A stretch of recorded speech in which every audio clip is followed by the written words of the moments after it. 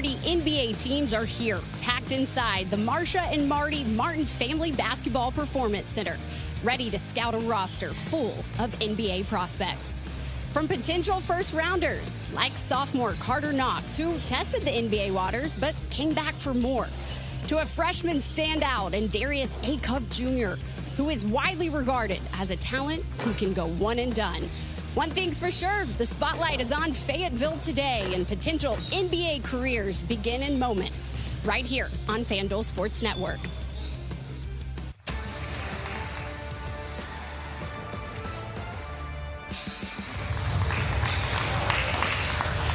The stage is set inside the practice facility where Arkansas basketball is trying to hang another banner like that one back in 1994.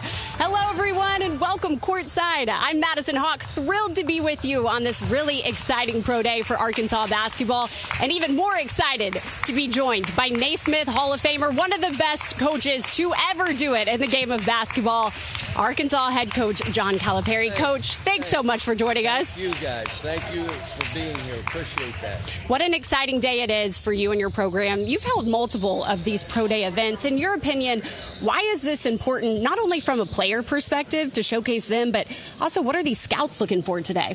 Well, the biggest thing, I don't know the year I did this, but it started in 2000, maybe 14, had a full team and wanted them all to be evaluated early, was trying to let them know, yeah, we're here for you. And then after this, we worry about the college season. But now it is about them. And so other teams have done it. I know there's probably 30 of these now, and that's great because it's good for the young people. I think you started it back in 2013, 2014. So you've been doing this for a while now. I think it's really awesome that you give your players a chance to showcase themselves in front of all 30 NBA teams. As I mentioned, this is something that you've done for a while. What do you hope that your players can get out of this? And what was your message to them whenever you were in the locker room on just staying poised, keeping their composure, and just being able to have fun and practice well today? Well, the one thing, the coaches, we're betting on who gets the cramps first because they go so hard. They're not even used to going that hard. But it's like, look, it's not what you want to show. It's what they want to see. Yep.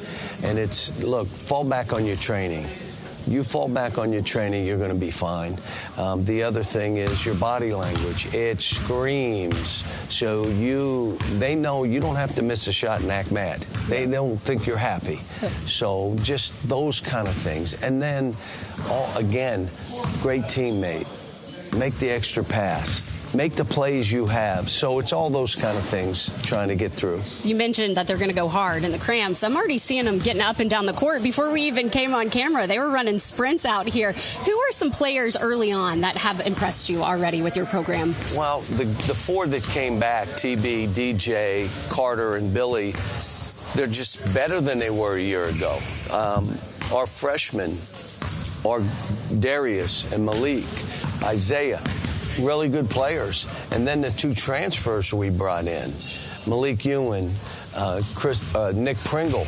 I mean, they give us some veteran length, and so we've got a pretty deep team. My guess is we'll still be one of the youngest teams in the SEC. Last year, we were the youngest team. I think now we'll probably be in that last couple, so...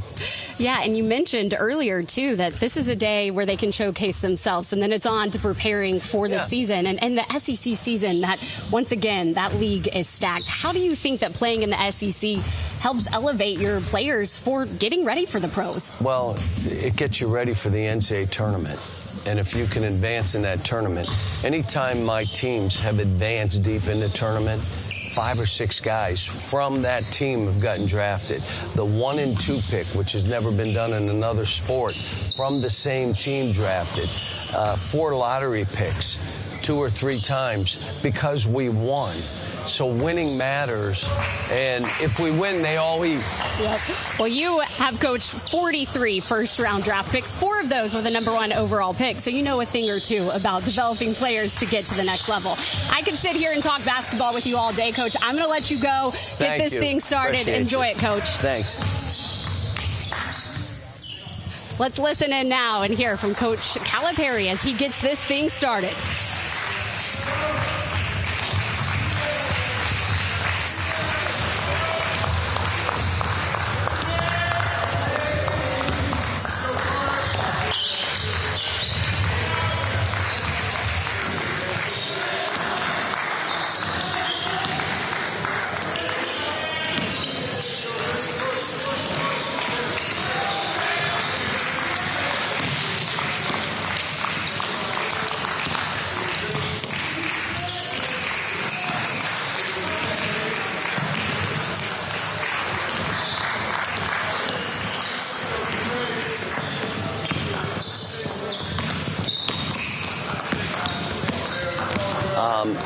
just the stuff I told him prior to.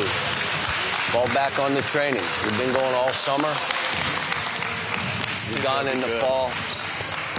Got a deep team. Did you see when I put the 5 on the same side? Mm-hmm.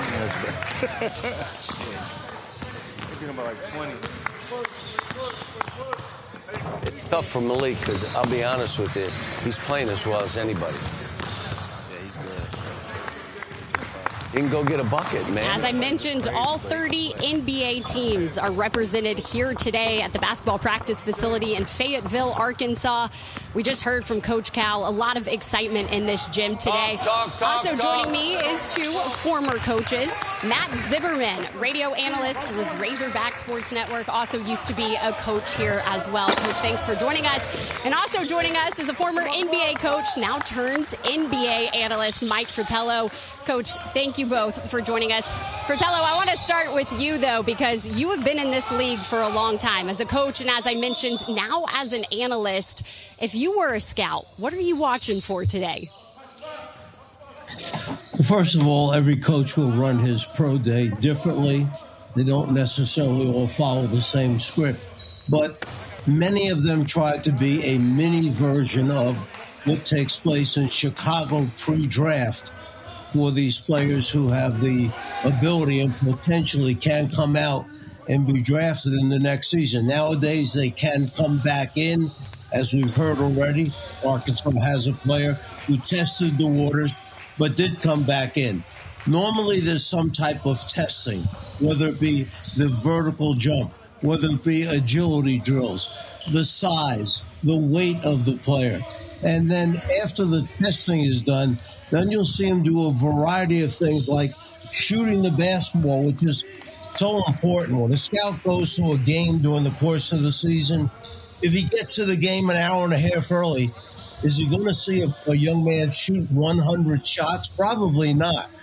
In this pro camp day, we can see 100 shots by the player and get an idea what his stroke is all about and how good he really can shoot the basketball.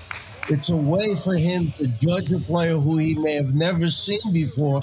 And let's face it, with the NIL being such a huge part of college basketball, you've got a guy who leaves his school, joins another program like Arkansas, and I'll use a player from football right now. How about the quarterback at Vanderbilt who left a small school and winds up leading his team to a 5-0 start until they met Alabama yesterday? Yep. And Avi, I believe his name is, and this young man certainly opened eyes up when a lot of people didn't know who he was, but all of a sudden appearing at a different program, people get to see him, and has that raised his stock or not for his future in pro football? That's the same thing these guys here are trying to do in front of the 30-plus pro scouts. Coach, you make a great point. Diego Pavia become a household name in college football, really. A lot of that is because of the transfer portal. There's some standout transfers here at Arkansas that we're going to see today as well. Behind me, the guys were just running a little 3-man weave action. Coach, I just feel like there's so much energy around this team right now, and no one knows that better than you. You're around this team every single day. What's the energy right like now with this Arkansas squad? Well, first off, man, it's great to be with you and Coach Fratello. And these guys have been looking forward to this for about a month, and they've been practicing since June. But 2 weeks ago, they got into their end season where they could go up to 20 hours a week. So they've been spending a lot of time on the practice floor. But they kept talking about the pro day coming up. And then yesterday I was here, and you could tell they were really getting themselves together individually, and they were working pretty hard. And today they were here early. They've been shooting.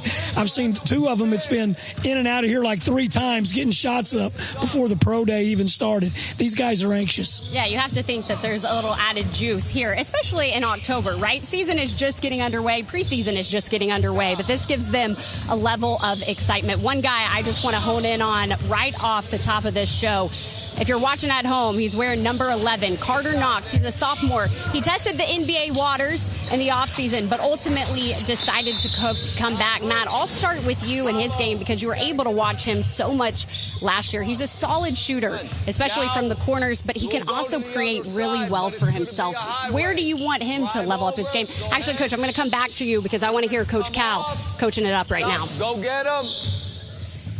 Come off and go back the other way. Now go back the other way. Go. Yeah, you're not waiting like you're going boom and go. Highway. Here we go. Here we go. Come this way first. Go. You can tell just how involved Coach Cal is even at a pro day. We got another whistle stop. He's not doing that. He got through, and he's turning you back this way. So you're not trying to seal. That's a snake. It's a highway. Go this way. Go off. Come back. Come back. Go.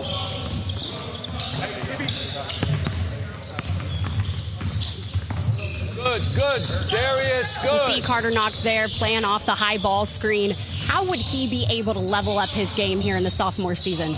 Well, that's a great question. He had a good freshman year, but there's a lot of things he had to get better at. And I think when he tried it in the NBA and he got a lot of feedback, he got some very positive feedback, but he also got some, this is stuff you have to get better at. He's always been able to shoot the basketball. He's got to be able to get to where he can attack off the dribble a little more.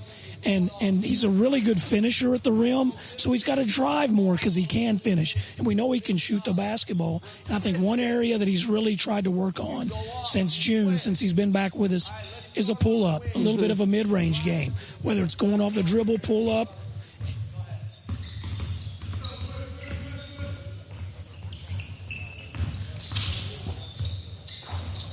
All right, Hope. If we do a fist up, 5-man, you'll stay high. And please look, if you're driving middle like you're going downhill. And now you're coming back and he's twisting. Bang. But he's staying high. So as you come off this, bang, we throw it. He can drive it. He can give it back to you. Do whatever he wants. But the ball's going back to the 5. Hold on. DJ, jump up. Watch it with TB. Everybody watch. DJ got it. Go. Twist.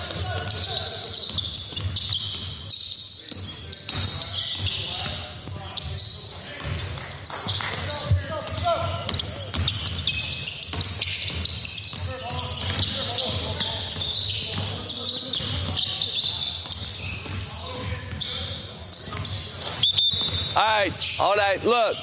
I'm trying to get the 5-man to twist and step back. You're not rolling to the rim. This is a fist up. We got 3 guys on the baseline. So it's you and this guy playing. If he feels 2, he throws it back. So come on up. Go ahead. No. Stop.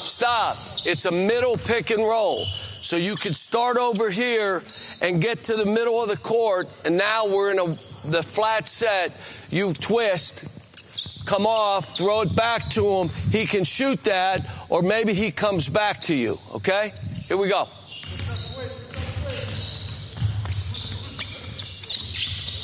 Stop. A twist, TB. You start up. It's not a Ricky. Just come up, start on one side, get to the other.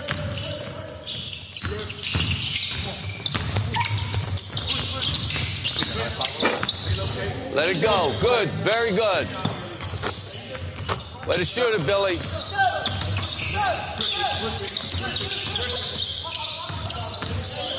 Way to shoot the ball, Malik. Good shot. Twist. Madison, the reason they're working on this twist, as Coach Cal is calling it, they're trying to put that defensive center, the guy playing the big man, in a difficult spot because he wants to try to shadow or follow the basketball to stay between the ball and the basket. When he comes up one way and suddenly jumps to the opposite side, that's the twist call that Cal is making. Now that defender gets caught on the wrong side. Then, once he tries to compensate and make up for it, then that high screener can come right back and screen him again, and the ball handler goes back the other way. So you're putting great pressure on that defensive center. And we're not even talking about whether that guy screening can shoot the ball if he happens to step back rather than roll to the rim. The high middle pick and roll is probably the most used play in the NBA right now. And especially with John Calipari's offenses historically at Kentucky, now here at Arkansas. You mentioned it, Coach Fratello, their ability to run multiple actions. There's a lot of versatility in this Arkansas roster. And when you're pointing out the drills they're doing, it just makes me think of all the on-the-ball actions they can do, but also off the ball. Coach Fratello, if you're watching today and you're an NBA scout and they're running that drill, who is immediately who you're honing in on or you're watching for when it comes to on-the-ball actions and off-the-ball actions like that? Well, obviously, without a live 5-on-5 type of situation, you're watching the guy who has the ball in his hands because the screener, you're assuming, will get a piece of the defender. But it's the guy with the ball. Can he make that move? How does he change direction? Does he go through his legs? Does he go behind his back? Does he do a pullback dribble off of it? And a guy like you were just talking about, Carter Knox, here's a guy who comes off the screen like that. As Coach Cal has often said, I've heard him over and over again, he likes to tell his players, I need some car crashes at the rim. Car crashes meaning take that thing strong to the basket. You're going to wind up with contact with the defender, but he likes those car crashes because it gives you a chance for a three-point play. Make it, score at the rim, and then go to the foul line and pick up an extra point.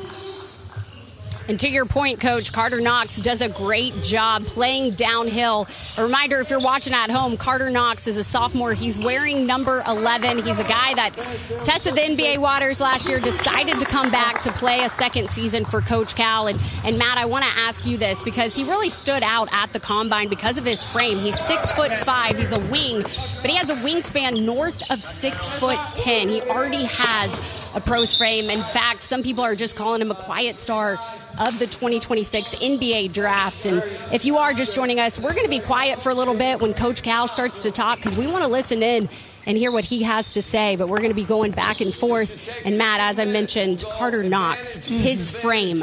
How have you seen that benefit him and then we'll go 4 alone? on 4. Just whatever it is. No, we're shooting. Okay. Well, his frame is so big part of his game. He's got these big shoulders. He's got big feet. He's like size 18 shoe. He's a strong athlete. One thing with Carter, he can shoot the basketball, but he's got a strong confidence. He got better attacking as the season went along. As we mentioned earlier, the pull-up game, he's still trying to work on. But he's a guy that can screen, and he can also be the guy that you screen for. He's great at pin downs. He can come off screens. He can curl, and he's also an excellent defensive player. Carter Knox, if this Razorback team's going to be great, which we think it will be, Carter Knox has a chance to really, really have a big impact. He's a guy that we think could be a first-round draft pick. Coach Fratello, I want to ask you the same thing about Carter Knox's frame and just that 6'10" wingspan. What impresses you the most about his big body? Well, let's remember, he comes from a pretty good bloodline. His brother was picked number 9 overall in the draft back a ways by the New York Knicks. So it's not like pro ball is unusual to this young man. And I'm sure he has his sights set on accomplishing perhaps even more than his brother has been able to do in the NBA. He's been blessed with the athletic talent, ability, and body to play more than just one position. And if his shooting continues to improve, his handle improves a little bit more, this guy will be very interesting as a wing in the NBA. Coach, I coached against his older brother and played at Kentucky for Coach Cal, and he was a great shooter, and Carter's really developing the same way as Kevin Knox, and they got that big frame, and these are guys that have high potential. Thanks, guys. As you can see there, Coach Cal shaking hands with NBA scouts. I think it speaks volumes to the relationships he has in this business. I mean, he's been around forever. As I mentioned, a Naismith Hall of Famer. So it's really impressive that he's able to get all 30 NBA teams here in Fayetteville. As you're watching Arkansas's Pro Day, we're just getting underway. We got to take a quick break, but when we come back, we're going to have much more, including checking back in with the man himself, Coach Cal.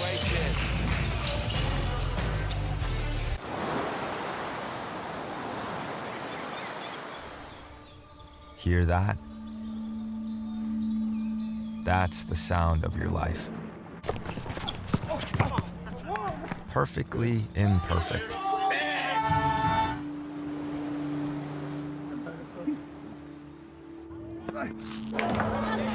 Beating in rhythm to the world you've created.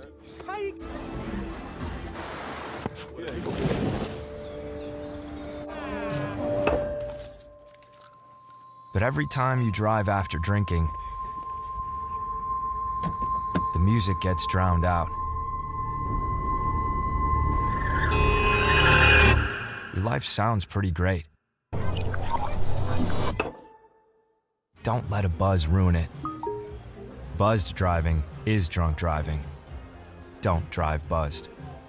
If you think dangerous blood clots can't happen to you, think again. Up to 900,000 men, women, and children are affected by blood clots each year, and about 100,000 die from them. Blood clots don't discriminate. You or a loved one could be at risk right now. The good news is blood clots can be prevented. Knowing the risks and symptoms are key. Major risks for blood clots include a family or personal history of blood clots, a recent hospitalization or surgery, pregnancy and cancer and its treatments. Symptoms of a blood clot in the legs or arms can include pain, swelling, and skin that is warm to the touch, red or discolored. Symptoms of blood clots in the lungs include difficulty breathing, chest pain that worsens with a deep breath, or a cough, coughing up blood, and a faster than normal or irregular heartbeat. Speak with a doctor about your risks for blood clots and seek medical attention if you have any symptoms. On average, one person in the United States dies of a blood clot every 6 minutes. Don't let that be you or someone you know. Stop the clot. Spread the word. Learn more at stoptheclot.org/spread-the-word.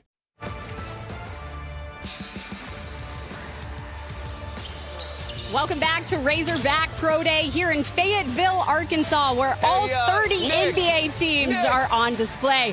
I want to bring back in the man himself, Razorback head coach John Calipari, to join us here on the broadcast. And I also, Coach Cal, want to introduce you to somebody I think you know pretty well, Mike Fratello. Yeah, Mikey got me wine. He's a good man. Anybody that does that. And only, Mike, I'm doing this, but only for Norby would I go on while I'm coaching, would I have mic'd up and talk. And Madison, too. I did it for both of them. Thank you. Cal, we go back to 5-star basketball days. If you think about it, you Is Mike still on there? Mike and I did a clinic together in Italy. We had 2 hours to do. Together. Yeah. He did an hour 15. I did 15 minutes. It was the greatest clinic I've ever done. Okay, you're talking wine. You're talking Italy. How do I get invited to this stuff, guys? He turned me on to limoncello. I never had it before. I had 6 shots and I hit the ground. I didn't know that there was liquor. It'll get you. We've been in so many situations together between 5-star basketball camp, where he came first as a young high school player, then he came back as a coach, then competition against each other as coaches in the NBA, clinics over in Italy together. He's been great to me. First layup he shoots, he blows out his ankle. You shit me. Scared to death. He's so anxious. Did you hear that? That's great. Coach Fratello, when you're watching John Calipari put on this pro day, does anything surprise you, or is this the coach you've always known?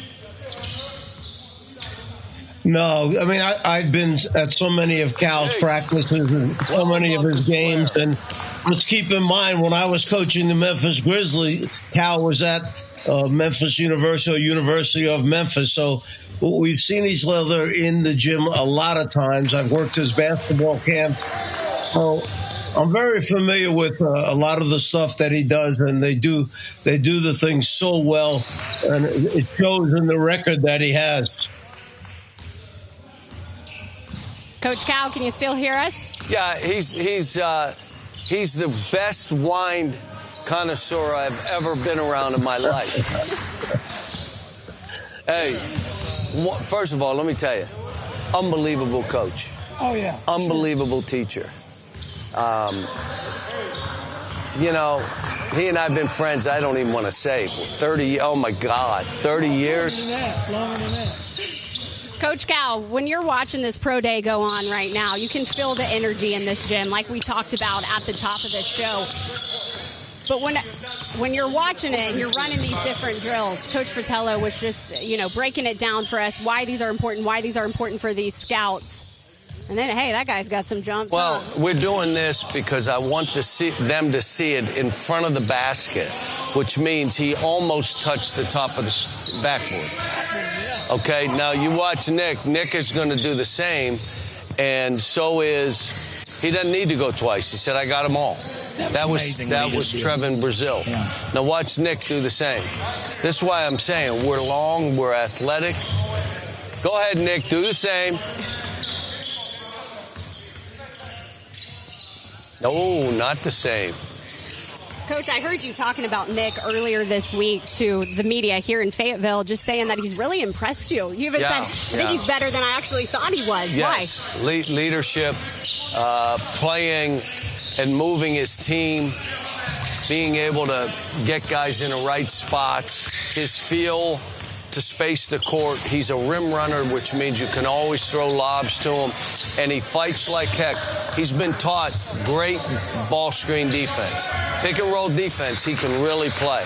How important is that leadership, Coach, whenever you have transfers, you have a younger team in the SEC, as you mentioned, to have a guy that can step up as a veteran and a leader? And it's important, and he can talk, and it's making Malik Ewing talk more. It encourages him to do the same. Do you guys mind if I go on the court for a minute? Hey, you go do your job. Norby, do you mind if I go on the court for a minute? What the hell? You go do your job, Coach. We'll listen in here.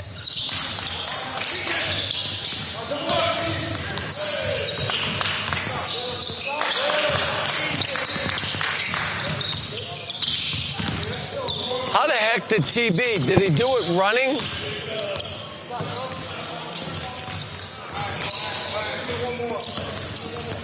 That was pretty impressive what Trevin was doing. His athleticism, his size. Speaking of Trevin Brazil, another guy that is highly rated to maybe be a potential first, second rounder in the NBA. I know you're big on him. Yes. Why are you so big on him? Well, when he came, saw him when he was at Missouri, and he was pretty good as a freshman, and he really got a lot better. Let's stay with the. Let's stay with the same groups as yesterday. We need the black jerseys, please. Need the black jerseys, please. All right, so we got red, white, and black. There's 9 guys. Advantage, disadvantage. We'll start guards here over bigs. Then we'll flip these 2 groups, do the same, and then we'll go 4-on-4. This is a really good drill, Coach. Advantage, disadvantage. They do this a lot. Advantage, disadvantage. Really good drill. You guys are in the corner. We got 3 groups, right? Go down. Coach Fratello, in this drill, what are they looking for here?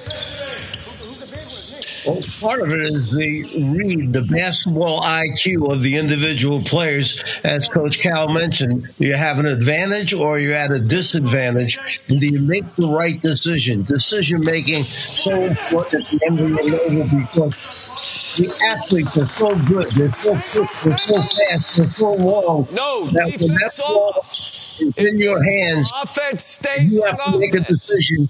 You have a split second to do it. Do you recognize? Do you see? Do you have an advantage on that particular play, or are you at a disadvantage, and do you make a different decision than you would have? Is it a shot? Is it a pass? You have to make that decision with the ball in your hands. Yeah, it's such a good way to say it. It's an instinctive drill. Guys have to make good decisions. And you see what kind of basketball IQ that they have in this type of drill. My only thing, that guy rushing at you, just a hesitation and you go dunk it. Guys, that lane's on fire. If you throw that pass, get out of that lane.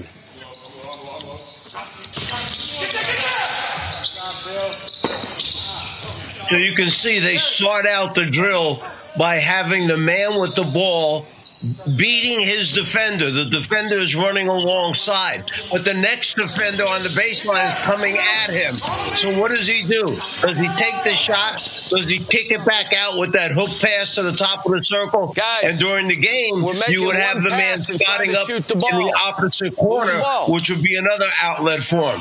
Here he is now getting the ball. His man is on his side, but the rotation man stops him from swinging the rim. So now he has to make the pass from there, and it winds up as 3-on-3 basketball. I'm going to let Black Notice keep the it. end of each drill ends with a box out. Shot goes up, you box out the offense with the defender. It wasn't one pass and the guy shoots it. All right, Billy, you're right. Go ahead. Who was it? Who stopped? Who stopped him? Red, you're on defense. Or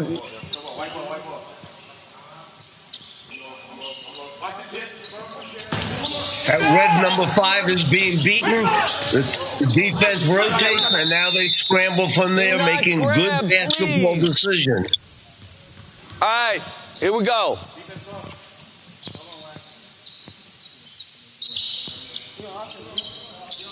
Trevin Brazil made that first three in the corner. And Coach Fratello, you just brought up number 5, Darius Acuff Jr., the freshman. A lot of mock drafts have him as a talent that could be potentially one and done, but as you're pointing out, the college game, it's different. And sometimes it takes players a little bit for it all to slow down. You mentioned this drill, how it's effective on the offensive end. How is it effective defensively, just in terms of younger guys learning to play more gap defense, rotating as well? All right, we switch. Let's remember, defense often is taught in pieces, and then the pieces are put into the whole. So it's that part-whole theory that they use. You see 3 defenders out there. They have to scramble. They have to communicate with each other. Who's taking the ball pass? Who's cutting back off? Who's blocking out? Is there a switch taking place? So all of this is part of the process of building a defense, a team defense, by using the pieces first. So you'll see the first rotation stops the basketball. The top man cuts off behind him.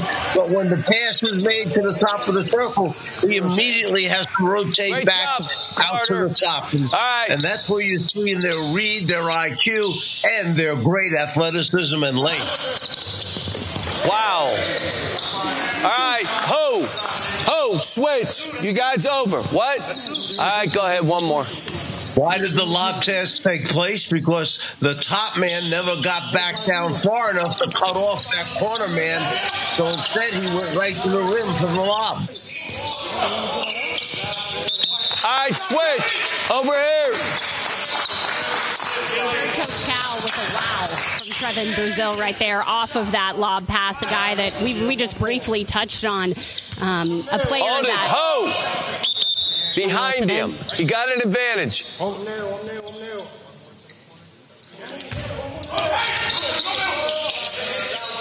Good.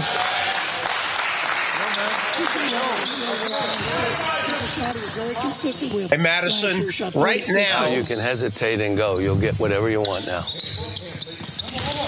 I was starting to say right now, across the country, I would like to know how many coaches are stealing this drill from Coach Calipari, because all basketball coaches steal. And when they see something good and they like it, they take it and implement it. Nice. Once again, Carter Knox right there. And Coach Fratello, to your point, let's talk about how hands-on Coach Cal is right now. I mentioned it. He's developed a lot of NBA talent. 43 first-round picks, 4 of which were the #1 overall pick. And I can't imagine there's many head coaches across the nation that are hands-on, and a pro day, Coach. He's stopping, he's blowing the whistle, we're listening in, but his attention to detail unparalleled right now. Good shot. Well, the key thing to understand is that this is who John Calipari is. This is who he's always been. And that's what his teams like about him and respect about him, is that they know who he is. If this was like the first time they saw him doing this, down in their hearts, they'd be saying, wait a minute, this isn't the guy who coaches us. He's just doing this for the TV cameras or the scouts that are here. But that's not. They know this is him every day. And when you're real with them and they know that, they'll give you 100% every time out because they respect the fact he's trying to get them better so that they have a shot at that next level. After they take Arkansas to greatness, then can they go on to the NBA and be an NBA player? I think he's certainly proved over the years that he has the right formula. All right, let's go 4-on-4. Now that short roll. Please listen. The guy that comes this way and slips down and out, this guy's coming this high. All right? And then the dribble and then you're getting it there. And now the big makes decisions. Now we need the big to be in that spot. And again, it's probably not going to be one pass and a shot. You're playing against good teams. That ball got to move a little bit. Coach Fratello, I like what I just heard out of Cal right there, especially in the SEC. You got to move a little bit. You're not going to get as many quick shots up as you're used to, especially with some of these freshmen. Right now, we're going to watch them play 4-on-4. What can scouts look for when you're adding a man and now you're 4-on-5? Later on in practice, we're also going to see them get up and down, play 5-on-5. But if you're watching 4-on-4, all right, what are we looking for? Guys, everybody, please listen. This guy is really... Remember, you have one more defender out there on the floor now. It's not three defenders. It's four defenders. Go off. Clogs up. All right? He goes through, or are we sending him this way? You're out. Come on, slip, and we're here. So that when he comes and gets me, it's a dribble up, and then he's got all kind of space to play. If you don't do that, they're going to close the court on him. We want our big guys making plays. All right, guard him. Here we go. Coach does a lot of 4-on-4 pretty much every day in practice, some 4-on-4 variations. Yeah. All right, let's do when this. When you add that extra man, as we just heard, the court becomes that much smaller because there's one more athletic body that's long out there, and now the decision-making becomes that much harder. There's not that space that you had when it was just three defenders back out there. No, they can sit we heard Cal talk about reading, making reads. When he said slip, one of the players was starting to set a screen and then slipped and went to the basket, which teams that are switching, this gives them a lot of problems. But now the 4-on-4 drill, and like you said, Matt, 4-on-4 is such an important part of team defense. Every day you're going to do some kind of 4-on-4 drill, most likely, if you're a man-to-man team. Your first thing, it's just like these guards. Do I got a layup or do I have something easy? I'm shooting it. If they come up and stop you, you got to make a decision who you're giving that ball to.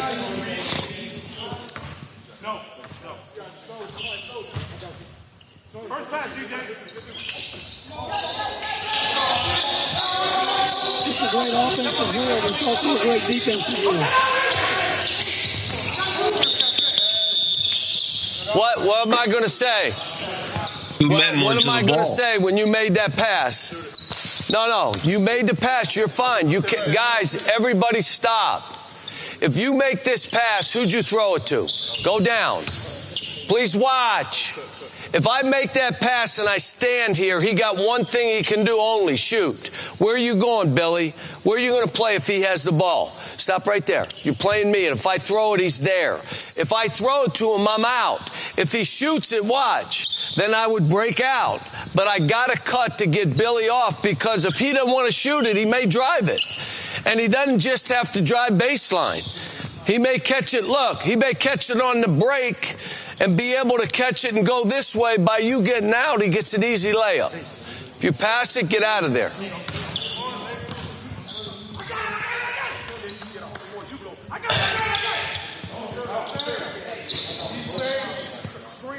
It's Coach Chin Coleman coming in there on instruction. You see number 5 at the top of the key, Darius Acuff Jr.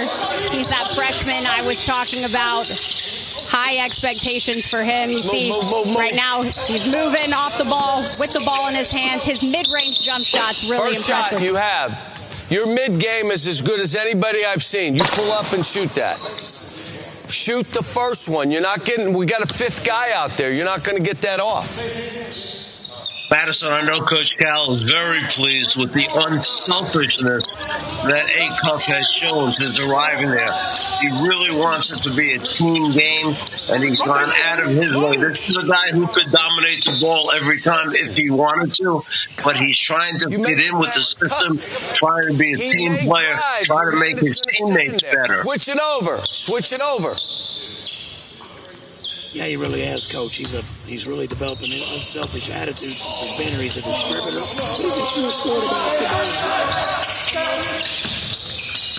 Go basketball. again. Catch that ball first. Malik, you're such a good shooter. You may be shooting that. So you don't need to be in a rush. Your first look is, do I have a shot? You shoot. Do I have it? Do I have a floater? If the guy bumps up, then you just make a pass.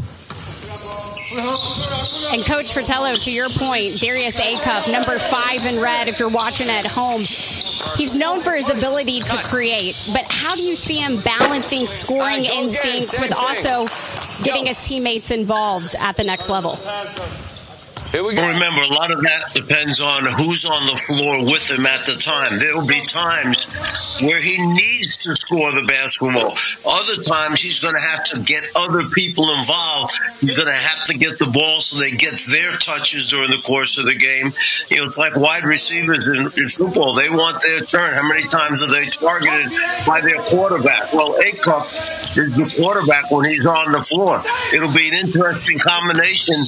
Wagner, Acuff together out there, if that's their starting backcourt, if they're playing the majority of the minutes. They're very similar to each other. Matt, you see them more than anybody. How do you compare those two players, Wagner and Acuff? All right, we got to have Nick in on defense or offense, so keep switching again. Switch again. Nick's on. TB, you guard him. You're off.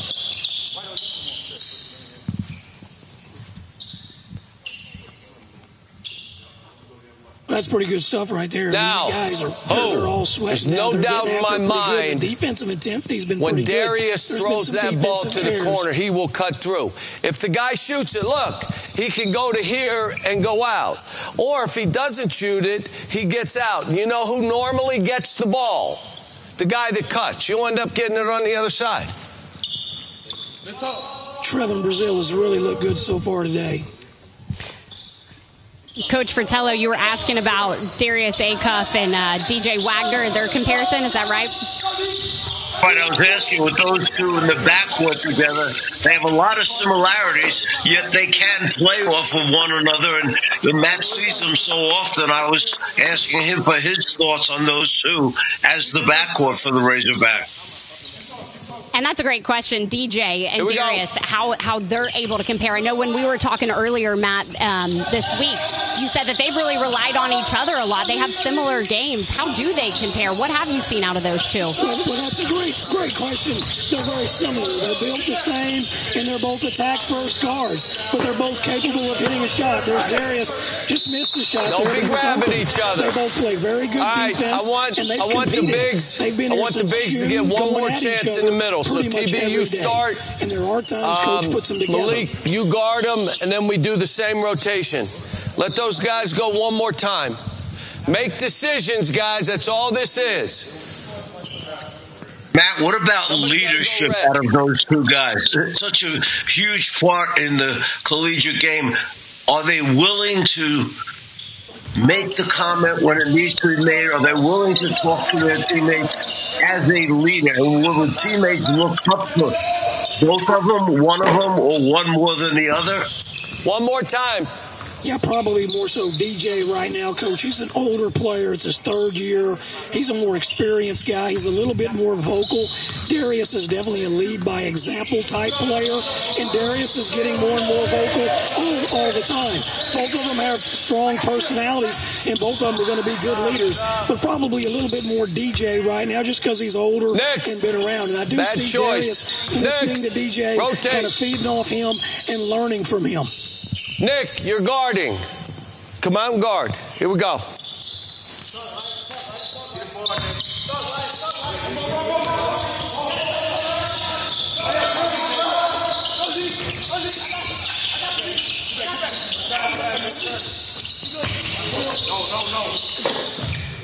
One more time. As the other freshman right there with a nice finish, Isaiah Seeley, number 30 from Springdale, Arkansas. Very nice finish along the baseline. How much do you think we'll see him this season, Coach? Well, I think he'll get in the rotation at 9. He's probably looking at being, he's going to be fighting for a 9-10 guy. But he'll get to play some. Okay. Hey, be high, because I'm telling him to step back higher. So when you come off, he's going to catch it. You're going to throw it back and he shoot. Just know he's going to step higher. Coach Fratello, that's some of Coach Cal's best coaching right there when maybe another coach is speaking, and he loves to go over and kind of talk to a guy one-on-one. All right, we ready? Not talking to everybody. Malik, one more time. Here we go. It's that personal contact with the players, something the great football coach Bill Parcells would do before practice. He'd go around, walk through the players, say a little something to certain guys individually about the night before, what happened in the last game, and he would draw that connection with the player. That's what Cal is so good at. I told him to DHO and step out because he can shoot. That way. Now, all of a sudden, he just spaced the court. There are other times you're in here, but if they're bum rushing you, you can step out. All right. One more time because Nick got to go. Good job, Malik. And Coach Fratello, I love all this talk from Cal. I know it's nothing new, but about the spacing, because when you get to the NBA level, sometimes you'll hear scouts or coaches say one of the hardest transitions for college players is their spacing, understanding the spacing. But you can tell if you're coached by Coach Cal that you're expected to understand spacing, because that's what the entire offense is built off of. Well, you know, a lot of the pro teams, you see the three-point arc out there. A lot of pro teams have another arc, and that's the arc they force their players to play behind when they're practicing. They put another 1.5 to 2 feet past the arc because they know players tend to creep in towards the line. So they start them another 1.5 to 2 feet back of the regular three-point line, which gives them tremendous spacing in practice, and then the nature of the game where they inch up or step into the shot brings them a little bit closer to the line and obviously shortens the shot. But in practices, they want to overemphasize the spacing factor. They'll use another colored three-point line, and that's where they have to play from behind during practice. Now, just understand, because DJ cuts, he is here ISO'd. And that's his play right there. But he couldn't have made that drive if DJ stood there because his man is there. You make that pass, get away from that guy. And you want him to get away from you when he throws it to you. Just get away, let him make plays. All right, great job. Now, for everybody here, we're going to go about 7-8 minutes of shooting, both ends, and then it'll be all 5-on-5 from there. Okay? Just so you know. All right, here we go. And there's that shooting that Coach Fratello was talking about, just being able for NBA scouts to see these guys get more shots up than they would if they showed up early to a game. We still got 5-on-5 to come, where we're really going to get a chance to watch these guys in action. Time for a quick break. Stick with us here as we're broadcasting Arkansas Pro Day. Hey, take a moment. Do you know who we are? We're the kids you champion every day. We're the ones who dream big, and because of you, our dreams become a reality. These are more than just words. This is what we're all about. This is Shriners Children's. Because for more than 100 years now, Shriners Children's has been on a mission to provide the most amazing care anywhere. And guess what? It's working. With more than 100 access points to care, Shriners Children's is able to reach more kids in even more places all around the world. When we need them the most, their amazing doctors and nurses are treating kids in the US, Canada, Mexico, and Latin America. And they're helping kids from more than 100 other countries too. And the best part? They're doing all of this regardless of a family's ability to pay. And someone else helps make it all possible. You. Dude. You. Dude. You too! It's true. You're pretty awesome. When you go online to loveshriners.org or call this special number with your monthly gift, you'll make a difference too. Your donation, large or small, helps Shriners Children's do new research, create life-changing treatments, and provide burn care to kids around the world. Every day, people like you give families like ours the hope and healing we need.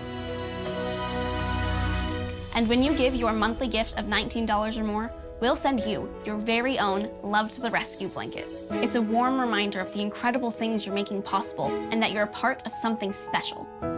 Because no matter where we come from or what language we speak, every kid deserves the most amazing care anywhere. So how can you help? Take a moment. Call or go online to loveshriners.org right away and start filling our world with more hope, healing, and possibilities.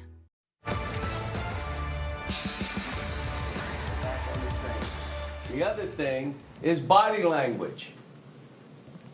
It screams, and you're going to be evaluated. If you miss a shot, do you have to act mad? They know you're, I'm so happy I missed that. They already know. Body language, how you're treating each other out here.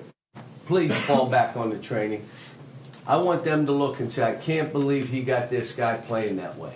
Wow. That's the whole thing. And now they know you want to be coached, you're a great kid, all that comes from that. Anything else, coaches?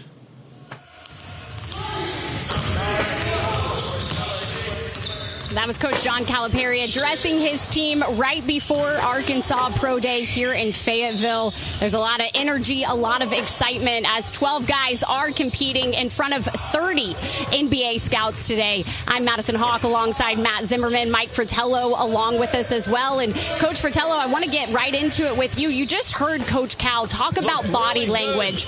You have coached in the NBA for a long time and now as an analyst in the NBA. So you know what it takes to have good body language, how guys respond to that. How much are the scouts watching their body language and how they are from a teammate perspective? I know we've talked a lot about skills, but when it comes to the teammate side of things, how much are scouts weighing that today? Madison is the exact point that Coach Cal made when he talked to his team in the locker room. These guys that are here to watch you go through this pro day, watch everything that you're doing. When he takes you out of a drill and you go over to the side and you're wiping your face, they're watching you at that point also. They watch you during the course of games when a coach takes you out of the game and you go down and sit on the bench. This is all the read that they're making on you. What kind of pro will you be? Will you fit into our system? Is this the kind of guy that you want to coach every day during the long NBA season? And that's what Coach Cal does in trying to help these players understand this is why I have so many guys that are playing in the NBA right now. I believe last season he may have had 28 players that played for him that were on an NBA roster. That's an awful lot of guys in the NBA. Yeah, you're right. He knows a thing or two about developing players that go on to be really successful in the NBA. As I mentioned, he's had 4 number 1 overall picks. As you're taking a look at those scouts there, the Los Angeles Lakers, Indiana Pacers. As I mentioned, all 30 NBA teams are present today. I think that also speaks to John Calipari's relationship, how long he's been in the game of basketball. But something that Coach Fratello said that I put a lot of thought into is just the mindset that these guys have to have. It gives them a little bit of pressure before they start playing games. And one guy who might be feeling a little bit pressure because he's new to the college level is number 1 Malik Thomas. He's a shooting guard. He's a freshman, but he's a 5-star. So he knows what it takes to win at a really high level. And Matt, I want to start with you when it comes to Malik Thomas because Coach Cal told me earlier when we were talking off camera that he's a gym rat. He lives in the gym and that's why he thinks that he is going to have a lot of success, and why he's had success this far in his career is because of just how much he loves the game of basketball. I know he won the three-point contest at primetime at the Palace on Friday. Tell us a little bit about that. Well, he was outstanding Friday night. I emceed the thing, and we had a great dunk contest as well, and Trevin Brazile won the dunk contest. Billy Richmond was second, Nick Pringle third, but Malik Thomas is a guy that's really coming on. He's a McDonald's All-American. You know, Coach Cal's from the Pittsburgh area. We had a Duke Theroux last year from Pittsburgh. I think we're always going to have maybe Pittsburgh's best player come play for the Arkansas Razorbacks, and Malik can really shoot the basketball. He's skilled. He handles it pretty good.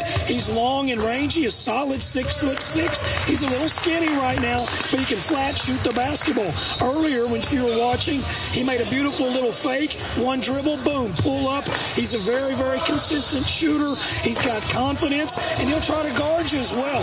One thing I loved about him, Madison, is he got here in June, and Billy Richmond and Carter Knox and DJ Wagner, they were going at him.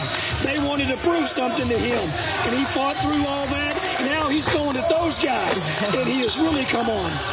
Yeah, and Coach, you were saying that he has already impressed you more from when he arrived in June. So it's almost like the game has already slowed down for him a little bit. Coach Fratello, I want to bring you on and get your opinion on Malik Thomas. He has a reputation as a natural scorer, and rightfully so. He played his last season of high school at Overtime Elite, where he averaged, get this, 32 points per game, 9 rebounds per game, and dished out around 4 assists per game. When you're looking at a guy, Coach Fratello, that has that natural ability to score, how do you coach him to get him ready for the next level? Well, first thing, he could be the best three-point shooter on this basketball team coming in as a freshman. And when he was in high school, scoring all the points that you just talked about, they looked at him sometimes as, yeah, he can score, but I'll put the word inefficient out there because I heard them use that term when discussing this young man. An inefficient scorer may give you stats, but not ultimately help his team be the best team that it can be. And what they've tried to do with him is let him get a chance to understand by being a more efficient scorer, you help our team become a better team. And just a youngster, he's got a long, great future ahead of him, but this is the beginning right here. Fellas, I apologize. We're going to go 3-on-3 before we do the 5-on-5, maybe 4-on-4. So go in the same groups. You know we're going swing. It could be a wave, and you're playing 3-on-3. You don't have to score off of one action. Just keep playing. So if you score, you keep the ball. I need the other team in black. They would come out. We could go swing. You can't throw it there. Go DHO. You can go wave, and you come off. It could be a snap, or he cuts back door. It doesn't matter. Then you're playing 3-on-3. Just an action to get you going.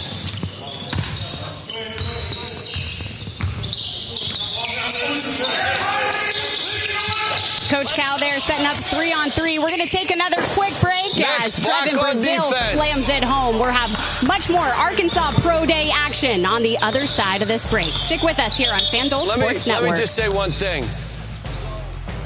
My name's Stacy. I'm 57, and I was adopted in 2020. We were adopted in 2019. And we were adopted in 2021. We had a house, and it sounds crazy, but it wasn't a home. The one thing that Jake and Emma brought is it became a home. When I met Dakota, he had just turned 14. You weren't there for the first this and the first that. I missed the first words, but we got a lot of other firsts. Watching her say, oh my God, I cannot believe I got my license. And she's like, I passed. And I'm like, girl.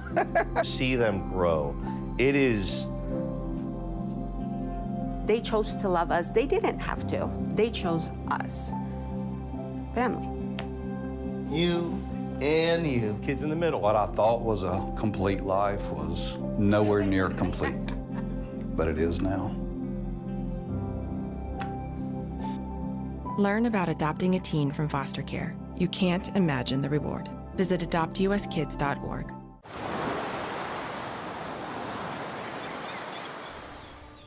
Hear that? That's the sound of your life. Perfectly imperfect.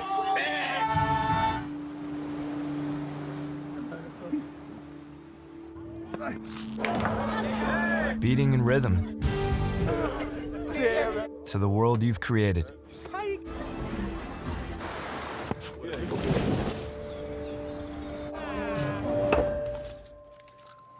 But every time you drive after drinking, the music gets drowned out. Your life sounds pretty great. Don't let a buzz ruin it. Buzzed driving is drunk driving. Don't drive buzzed. Hitting you back, so get to an open area. Pro Day here on FanDuel Sports Network, where the Razorbacks are hungry for another national championship banner, something they haven't accomplished since 1994. But now, as John Calipari is in his second season as head coach of the Razorbacks, he's hoping to get this squad back on top.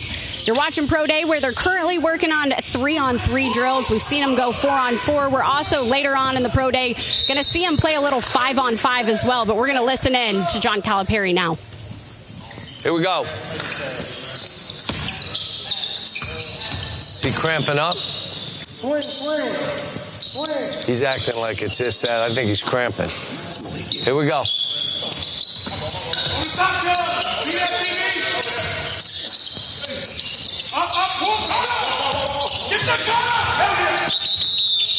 Now, so just again, that your idea was good. Isaiah just stayed. Guys, look, I'm gonna do this again. Who was guarding here? So go there. All right. So as I start to move, I can't be in line with him. You stayed in line. If he's higher than me, then I would go that way. If he is in line and I see where he is, drive, I'm going to get out of that line, okay, where I could catch the ball. Go high again. Now he's playing it, you would go the other way. And we got terrific passers who will find you. You got to find that open window. Find that window.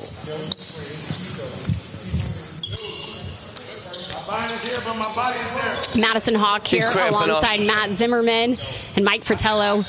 Coach Fratello, I want to bring you in on here and listen to what we just heard Coach Cal saying. Find that window.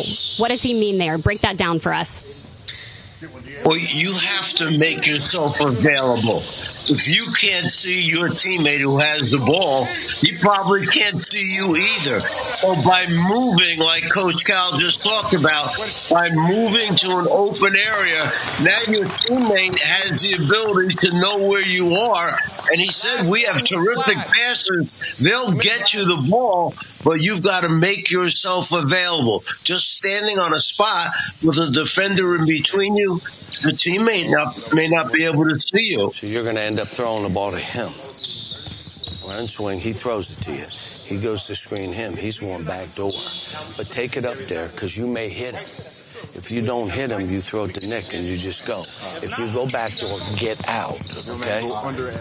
You hear Coach Cal there, once again, just talking about those off-the-ball actions, talking about the backdoor cuts, the movement off the ball. It's what makes Coach Cal's team so elite because of the players that are able to, yes, play isolation basketball, play with the ball in their hands, but also being able to play off the ball. And we're seeing that right now, Matt, as these guys are playing 3-on-3. Yeah, they're playing hard. They're talking. They're communicating. Malik Ewan's back in. He went out for a second, maybe cramping a little bit. A very talented transfer from Florida State. All right, why don't we, very good player. let's go. Very let's good. Keep doing this. You're looking good. I like what I'm seeing. So, White's on offense.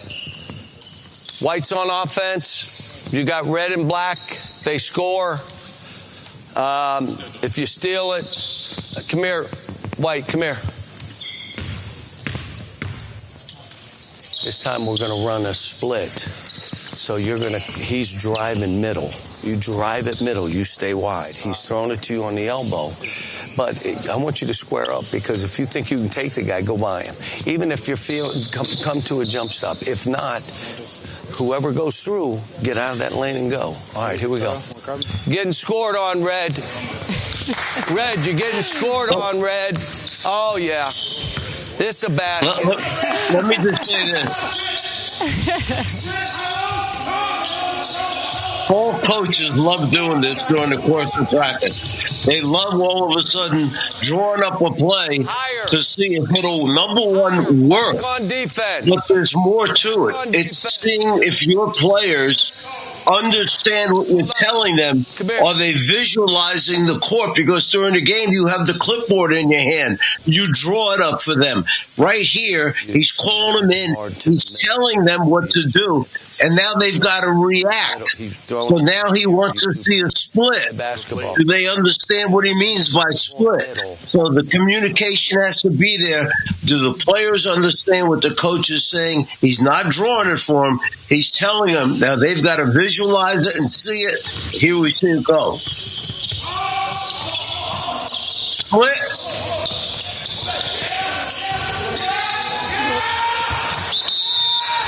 TB, score the ball. All right.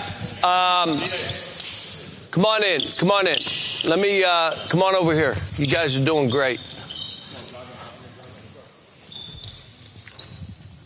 All right, so this is, we're going to go 5-on-5. If it's a dead ball, we'll go 5 up or down. You can come down and run get or snap. You can yell snap. Just throw it to the guy and go, and we're playing. Anything breaks down, you're not going to take a crazy-ass shot. Run a get. Square up and play, okay? 5 up or down, snack. You can run swing. So you can come down. Swing is, okay? You can run swing. You can run a snap. You run a get, 5 up, 5 down. And we're just playing. We're going up and down. Yeah, let's go the way we've been, not how I ended yesterday. And maybe the last part of what we do, I'll do what I did yesterday, okay? So who was with you, DJ? Jay and TB, I think. All right, that's good. All right, here we go. I'm going to give the ball. Hold up. Darius, come here. I'm going to give the ball to you guys first. All of us? Yeah. Hey, K-Knox, you were red. Who else? Nick. Come on. Nick and Zay.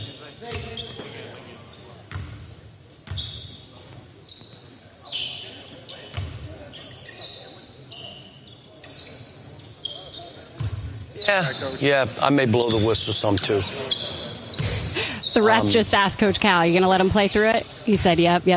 I may blow the whistle some too." But you're listening in right now to John Calipari as his team is competing in a pro day. They're about to play 5-on-5, getting up and down. This is where we're going to see some of that conditioning as well as Cal is talking to the red team right now. You're going off to that corner. You and he are going to run the split. So come high. If your man's back in, let him go. And you'll flip it to you, and you shoot it. Come off that drive. Okay. Over the top, boom. All right, here we go. All right, and then we're playing live. Time to take a quick break here, but when we come back, Arkansas is going to play 5-on-5 and get up and down the court. As you're watching Arkansas Pro Day, stick with us.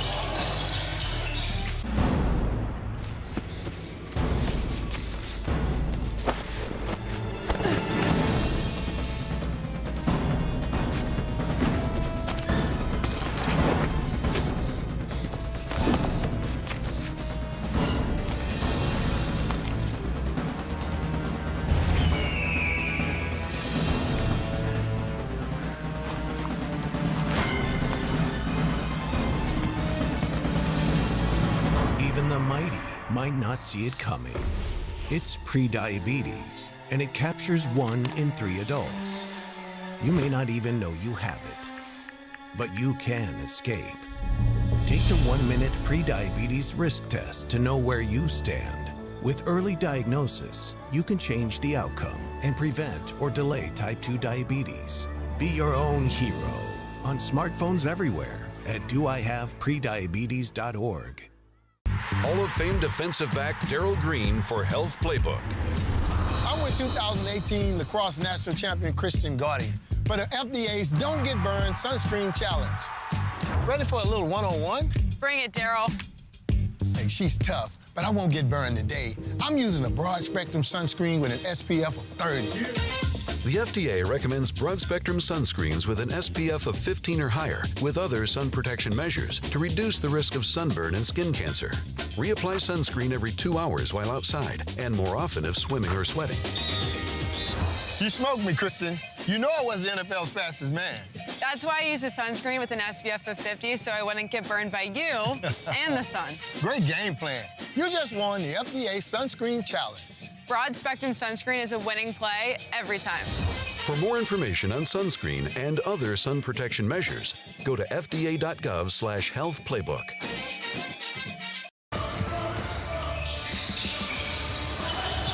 Welcome back to Arkansas Pro Day here on FanDuel Sports Network, where Arkansas men's basketball team is getting up and down the court, playing 5-on-5. This is the first chance we've had to see this Arkansas team go a 5-on-5. We've seen 3-on-3, 4-on-4, but now we're really getting to see what they're made of.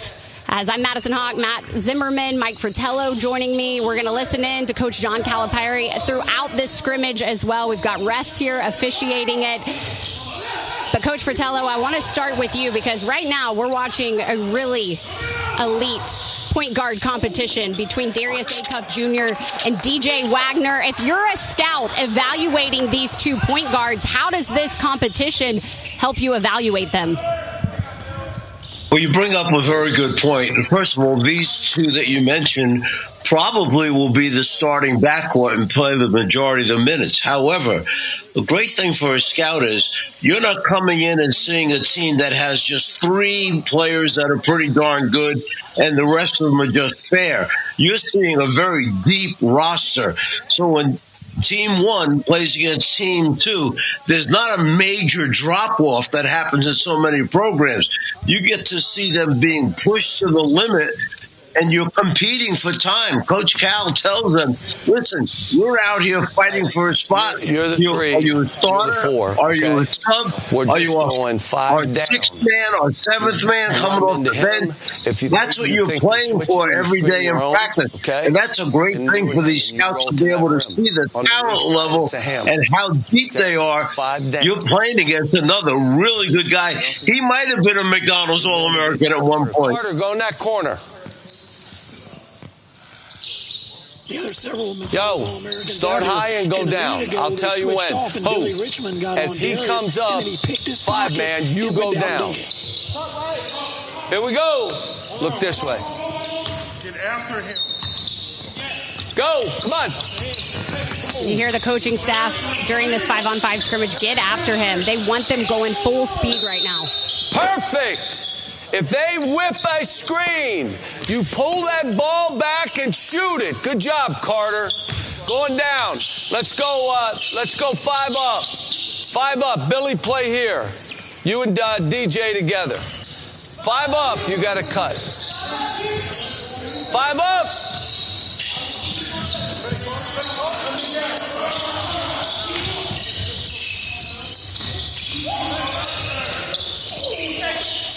Go! Come on! Malik, you wanted someone else to get it. You get it. Go get that ball, red ball. You stood there and watched it. You never attempted to rebound. Swing. Let's go. We're playing through you, Nick. We're playing through you. If you got to go DHO, do it.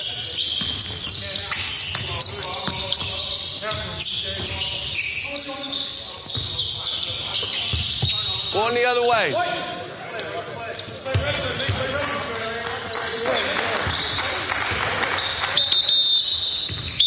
Again, I know what this is, but I love the fact that he said that was my fault and you said you're good. Keep going. You know, blaming each other. Shit happens out here. You're about trying to be a good team.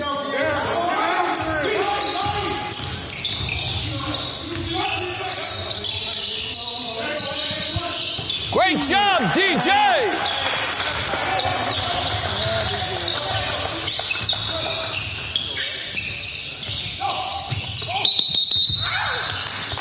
Ten dribbles. Hold on. 10 dribbles. Just get rid of it. You had, look, guys, please listen. Look, Malik had it. Move up.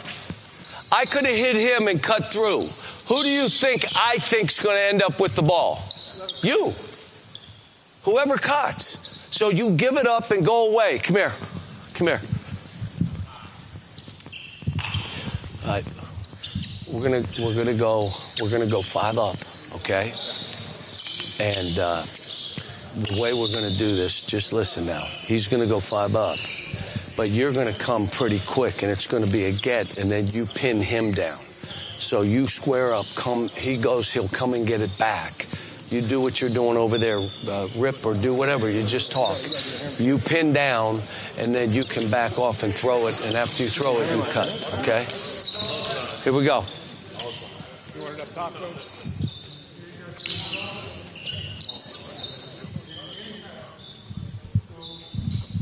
You know, scouts come for a variety of reasons. And I'm sorry, go ahead. My fault, Madison. No, Coach, you're good. You're good. I wanted to know, is this why scouts are coming, is to watch these guys go 5-on-5 and the speed that they're playing with right now? Well, drills and shooting and ball handling is a part of, obviously, the game. But this is what the game comes down to in the end. How do they play when it's 5 bodies going against 5 bodies, when you're playing against good talent? Can they then get a shot off? Can they then make a shot? Or is it where they're dribbling the ball, like Cal just pointed out? You dribbled 10 times and everybody else stood here and watched you dribble the clock down. We want you to move the basketball, cut without the ball. Those are the things that scouts are looking for. Can he play not only with the ball, but can he play without the ball? Instead of the short roll in here, what do I want to see him catch it and do? Shoot the ball, because you spread out the defense. If the guy's right on you, the rest of us are wide open. Jaden, good shot. Let's do one. And Coach Fratello, to your point there, we heard Coach Cal talking to Malik Thomas, a freshman, saying, "Hey, you're not going to dribble it 20 times. We need you to make a play." We'll listen into Cal real quick. Okay? When you come off the point, we're going to run a split. So you'll come back. You're going that way. Just come back to the elbow, and it's going to be you too. Okay? So you're going to be going over and stay high. You would stay low. Okay? You stay down, and you two do this, which means you're going to have them, and you're going to have him. And you're going to have him. You go wherever you want with it. What's that? Point? You want to do point? We'll do it. We'll do it. We'll do it with him. So we're going to point you. Don't come off anybody. Just go under. As soon as he starts to run, you get the ball and we'll spade. Yeah. Just stand in the corner. Stand in the corner.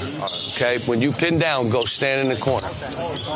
All right, here we go. See if I can get it open. Start to develop those communications. You're developing the communication skills amongst the players, talking to your teammate, explaining where you want them to go. There's your dribble handoff.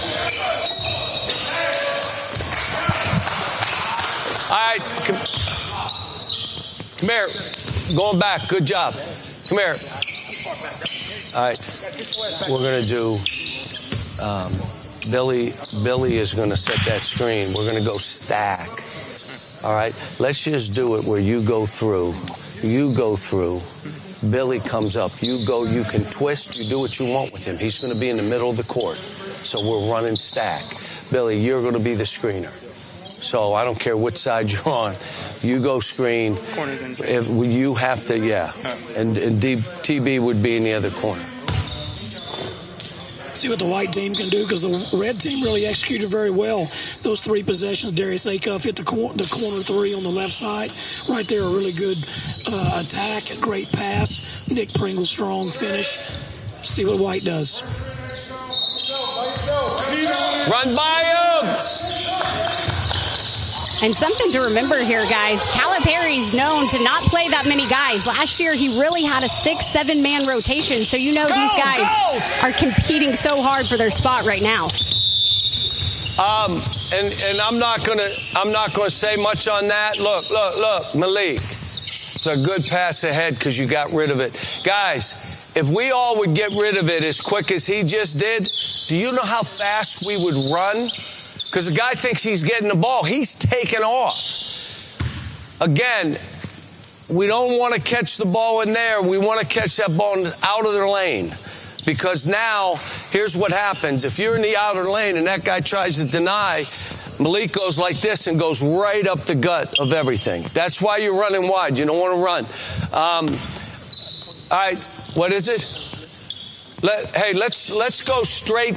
We'll go straight stack. Start low, come up and twist. Ho, ho, ho, ho. You're going to go that way. Go ahead. Go. Straight stack. Go. Twist.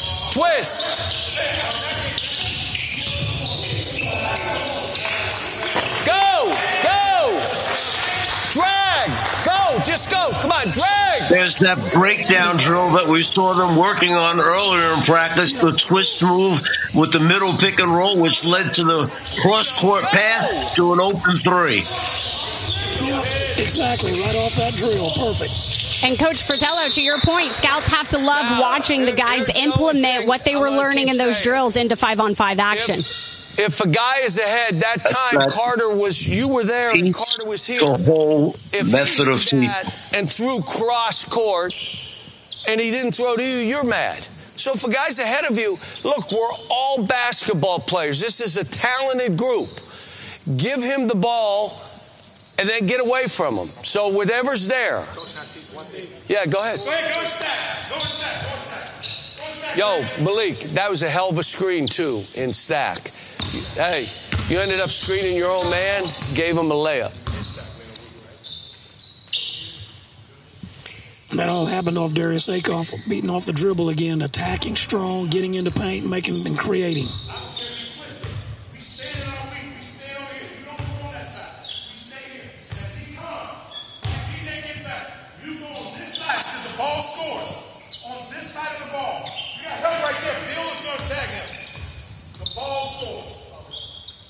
Whose ball? White ball. Come here, White. Let's go horns. Zoom. So you're there. We're coming at you again. He goes off you, throws it back. You're pinning down. We'll horn zoom. Okay? Doing good, Malik. Coach, as you heard, he's going to run the horn set right here. Even though it's zoom, you step back if you're open. You know, now if it's the guts of the game, you do it. But if you look, boom, and then go. Billy, time this now when you're doing it.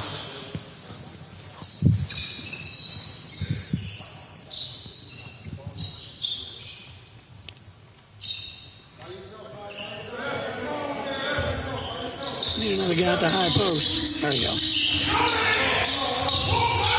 So by running the horn set, they're trying to get that high ball screen, playing off the screen action. Coach Fratello, when you're watching this 5-on-5 action right now, has anyone stood out to you that you think... All right, stop. I'll pause on that. Great defense. Look, guys, again, if they switch, this is unique because... Hold on, guys. Nick can guard all these guards. So where I would say, boom, black, bloop, and go at the big, he's a little different. So if you're going to do something versus a get because of who they are, it would probably be a snap versus a get. Just hit it and run because you can go ahead. Come on. You can maybe do that. You know what I'm saying? A get, you square up, it's a little bit slower.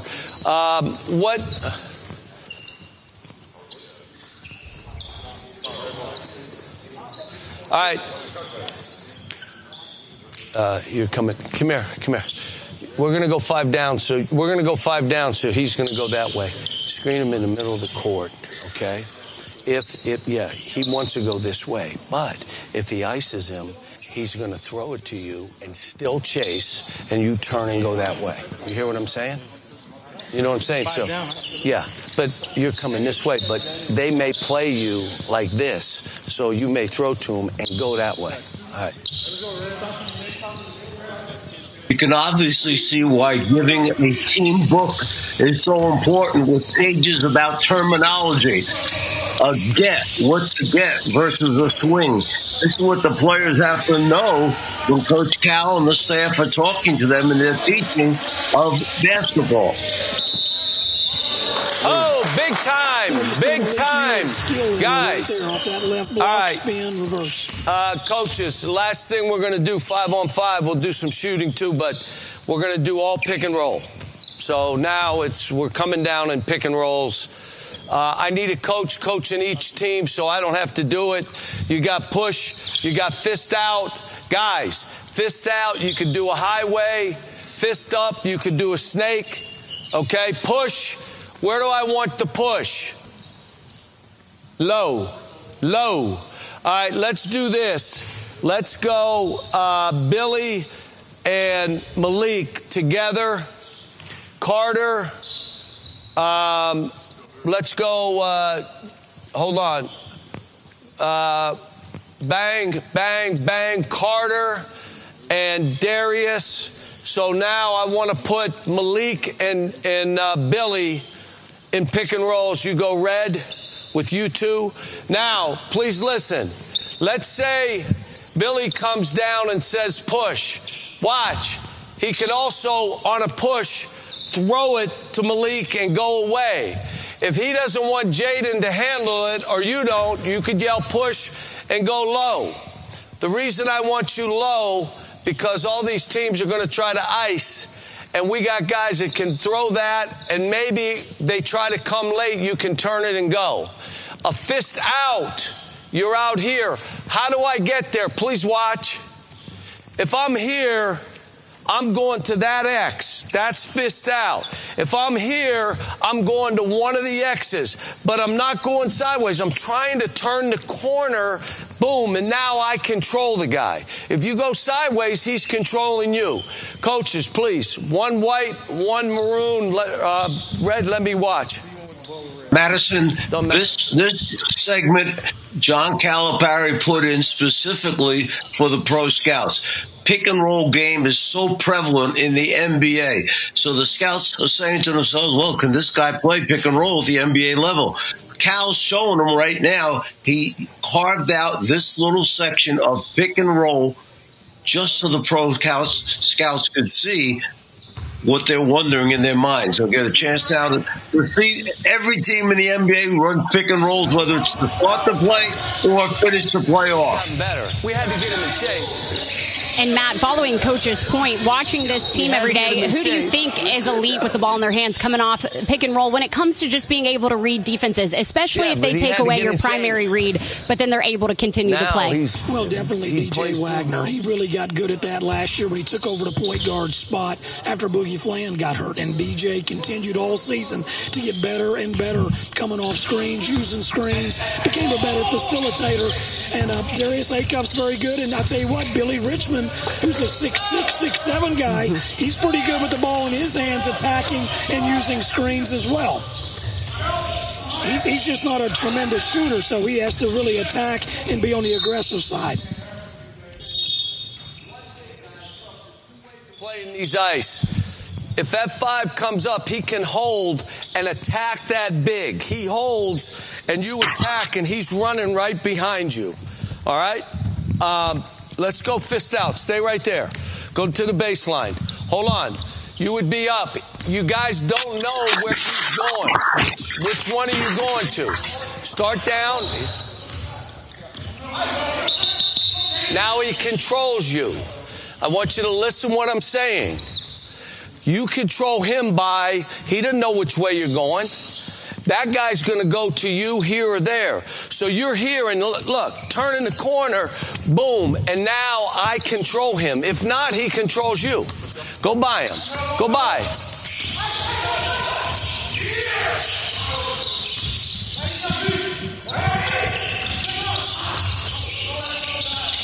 Go! Swing it, swing it.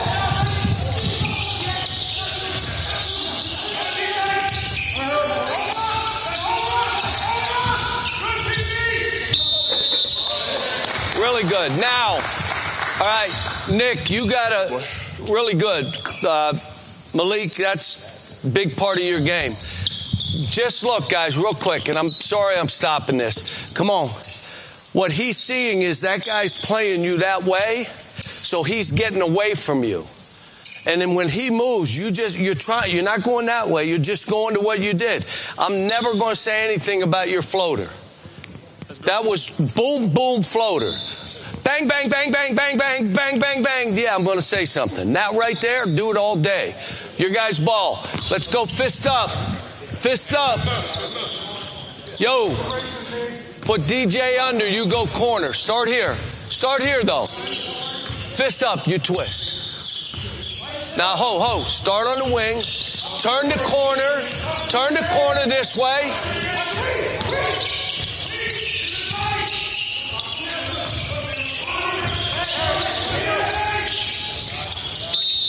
Hold on. Did you set that fade screen, rip screen? Oh, yeah. Good job. All right, come here. Come here. Come here. That ball screen was here. DJ kept going down. Get up higher. Get up higher. All right, we're going to have Billy on a fist out. So he's going to start go. You get up there quick because he's going to do a highway. So you're going to come at him, okay? And you screen that man. So he's going, you're there, your man will have to help. He's coming right back, okay? You're going highway on a fist out. All right, Coach Fratello, highway. Break that down for us. What does Coach Cal mean whenever he's talking about highway? Well, let's remember, I did not get a copy of the team book with terminology, so all I can imagine is... So that's his terminology once Billy. again. Okay. Hey, Billy, start middle. It's something that if I was there every day, I probably would have it figured out by now. The highway could just be the path that he takes off that screen that's set by the big man. Right there, the high screen took place. He chose to go one way rather than the other way. That could be what he's referring to. Go! So to your point on the terminology and how it's really different in each system, you know, whenever I played basketball, I always called the short corner the short corner. And now in the NBA, I'm hearing it more called as the edge. I know every team is different, but how hard is that as an athlete at the college level to understand all this new terminology? It just speeds up the game even more. Is that right? Malik. Well, these athletes hear him every day, and they know that they better know what he's talking about, because when they get out there, it'll be very embarrassing when he's talking to them or he asks them a question and they don't have the right answer. So you learn it. If you want to play, you want time, you'll learn what the terminology means. So Billy and him are... And I have to think that's what NBA scouts are watching today too. It's just that basketball IQ that these guys are understanding the terminology, the system, and how that can translate. Make him come middle. Madison, let me ask you this. When you have a small man down on the block and a big man comes to screen on him, is that called a pin down, a screen down? What's the terminology nowadays? Because if you're an old-timer like me, you may call either one of them. Pin down. I was always taught pin down. There you go. Or down screen. Going the other way. Or down screen. Down screen was used a lot. Yep. Down screen, pin down. I'm hearing pin down actually more now in the NBA as well. But yeah, down screen was used a lot at the college level for me. Push. And then the other is the opposite of that is your up screen or back pick. Yeah. Now you got DJ Wagner and Darius Acuff playing together. You just guessed. Go again. Listen, you are so good with the ball. Quit messing. All you got to do is get below the free throw line. So come over here so he doesn't know where you're going. Go through. Go down. Go down.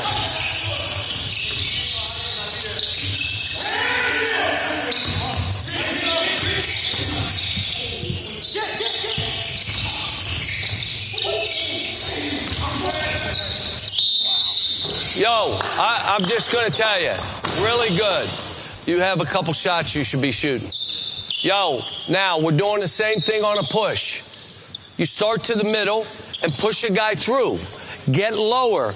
Because Darius was low, he had the option to go on baseline. It's hard to ice when you're down there. All right?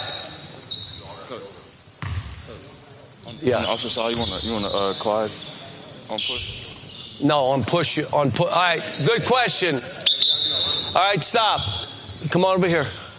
All right, on a push, we're on a 3 side. Go through, Billy. So one of you guys is in this slot. It could be you. It could be Billy. Go head down. Go. Push him up. All right, come on. All right, stop. Look, 3 side. One of these two got to go. So they got to cut on whatever's happening. Even if he throws back to that man, we're like this. The Clyde cut is this ball. Corner. A high angle. Go, Billy. Go. And we're sliding that way. That was in the tournament where we kept getting TB on dunks behind. That was that Clyde cut. But if it's a push, you got 3. Someone dive. I don't care who it is. All right? Just stay high. Coach Fratello, as you've now watched some 5-on-5 in this scrimmage, anyone that you think, I know this is a loaded question, anyone you think's NBA ready? Go! Oh, my goodness, it's so hard to say that. I put you on the spot. Watching these, yeah, you certainly did, because you've got a lot of talent here, but the NBA is another world. And I'll ask this: who have you seen here today that has knocked out every shot? Aren't many of them, okay? Every time a guy makes a good shot, almost Cal compliments him, but we haven't seen that many go in. Now, that could be because of the tenacious defense, or the fact that the longer the practice goes, the more tired they're getting. But I haven't seen someone to me right now that stands out head and shoulders above the rest. Billy, do a push. Here we go. Could also be a little pressure, too, that 30 NBA scouts are in here watching as well. Maybe a little bit of nerves, but you would think that is out now. A lot of guys with a lot of NBA potential, but as I mentioned, it's an early season, and they've got a gauntlet that they've got to play in the SEC. So you know that these players are just going to get even more talented and more poised as the season goes on. Well, if 30 pro scouts scare them, what happens when they're in an arena with 18,000 people there? That's a good point. That's that mindset we were talking about earlier, right, Coach? Stop! Ho!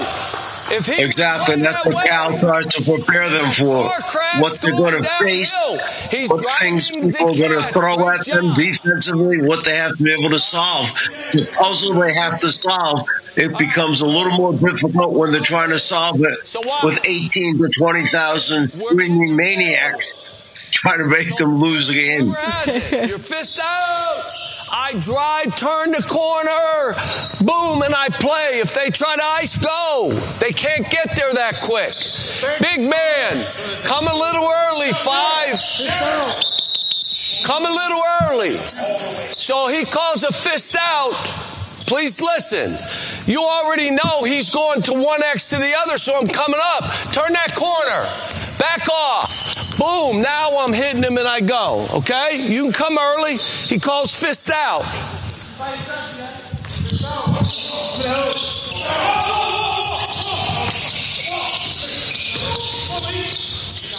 Go! Go! Throw it! Right there. He was 3 steps ahead of you. Give him the ball. Go. Fist out. There he is, emphasizing the pitch ahead pass. You didn't have to dribble with those last 2 dribbles. You're going to pass to the head to your teammate that was 3 feet or 3 steps I gotta stop you. out in front of you. Who made the pass? Carter. Who cut through? Carter. And who shot the ball? Carter. Make a pass, hard cut, you end up getting it back. It's the basketball gods. I don't know, but that's what happens. All right. Yo, fist up. Start in the middle or fist out. One way or another. Nick, I want you to back up, please. Back up. He calls it, you start up. Go down. Fist out. Fist out. Go now. Go. All right. So, all right. Come on here. Come in. Come on in. Come on in. Come on in. Come on. Look, I'll be honest with you. You all help yourself. Kind of want to stop it now. Everybody help themselves, okay? So why don't we do the shooting, the 5-minute shooting, because they want to see it, all right? You can only have 2 guys down there because they rebound so effing bad that the 3 guys got to come down this end. So if the other guys want to shoot free throws, you'll be at 2 baskets shooting free throws. Who shoots first, red or white? White. Who? Red. Go ahead. You're good.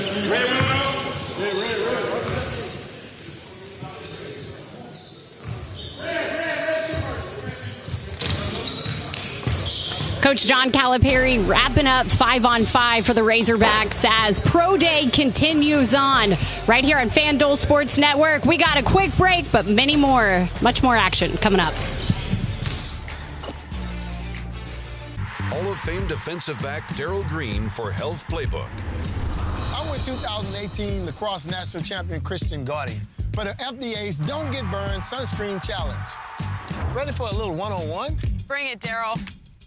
Hey, she's tough, but I won't get burned today. I'm using a broad-spectrum sunscreen with an SPF of 30.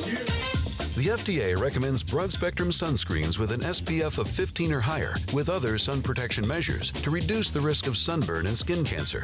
Reapply sunscreen every 2 hours while outside and more often if swimming or sweating.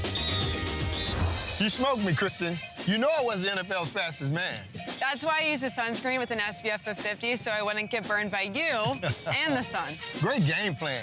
You just won the FDA Sunscreen Challenge. Broad spectrum sunscreen is a winning play every time. For more information on sunscreen and other sun protection measures, go to fda.gov/health playbook. Hall of Fame defensive back Darryl Green for Health Playbook. I'm with George Mason University forward Josh O'Doro for the FDA's Don't Get Burned Sunscreen Challenge. You ready for a little one-on-one? Bring it on. Josh is one tough player, but I'm not getting burned today. I'm using a broad-spectrum sunscreen with an SPF of 30. The FDA recommends broad-spectrum sunscreens with an SPF of 15 or higher with other sun protection measures to reduce the risk of sunburn and skin cancer. Reapply sunscreen every 2 hours while outside and more often if swimming or sweating. You got me, dude. You know I was a 7-time Pro Bowler. I knew you'd be tough, so I used a sunscreen with an SPF of 50, so I wouldn't get burned by you and the sun. Great game plan. You just won the FDA Sunscreen Challenge.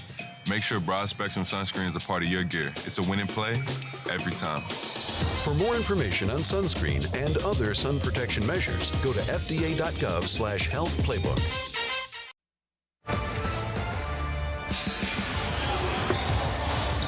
Welcome back to Arkansas's Pro Day, where we are wrapping things up. All 30 NBA teams had scouts here in attendance to get a firsthand look at this Arkansas Razorbacks basketball team. Welcome back. I'm Madison Hawk alongside John Calipari, the head coach of Arkansas's basketball team.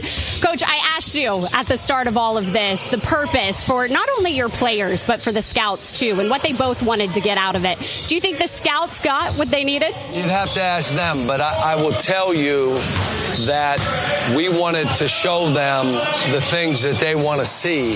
And I thought my team, a few times they broke down, but the reality of it is they showed they can play off of one another, they can space the court, they can make shots, we're big, still got to get post play. If you don't have post presence, your team is a fraud. So they better be able to throw it to somebody in there. And I think we got the guys that we can do it with. We have not worked on it yet, but I do think we have to do that too. Yeah, especially in the SEC, right? But you guys were able to get up and down. And something that we all noticed here on this broadcast by watching you all is when you did the 3-on-3, you did the 4-on-4, you did some of the shooting drills, the on-ball drills. They were able to then translate it into 5-on-5 action. How much does that weigh when you're a scout, when you're a coach, and you're watching guys, just that basketball IQ to be able to take what you're telling them there on the court and then translate it in 5-on-5? Well, there's a couple things that I know they're looking at. Can they play in small areas? In other words, you're going to beat a closeout. Can you now play in that small area? Can you make the right decision? if you're a big guy on a short roll, because you short rolled because you're wide open, well, someone's going to guard you. Can you make the right decision? They want to see that. The stuff, again, pick and roll, the whole game has become that. So I wanted to make sure they saw that. But I thought all in all, the kids helped themselves. They set a tone of who they are individually. Now let's be a good college team.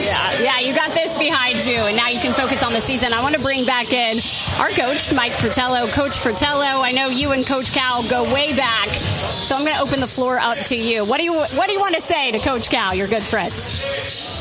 John, I think you did a great job of showing the pro scouts a lot of facets of what goes into the NBA game. You showed and talked about the transition part.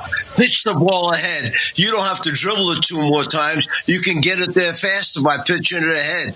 Running hard, running wide. You talked about the opportunities of body movement and ball movement at the same time, rather than somebody standing in one spot dribbling 10 or 12 times. The pick and roll game. And the other thing that you can't overlook, reading the defense. How are they playing you? Are you flipping the screen? Are you taking the isolations and creating another shot for a teammate?